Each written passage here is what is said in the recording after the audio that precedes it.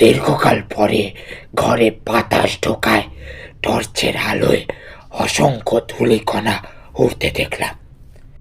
তারপরে হঠাৎ দোতলার ঘর থেকে কেউ যেন হেসে উঠল।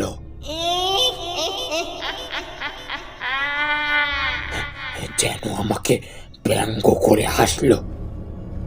আগেই বলেছি আমার ছিল দুর্জয় সাহস।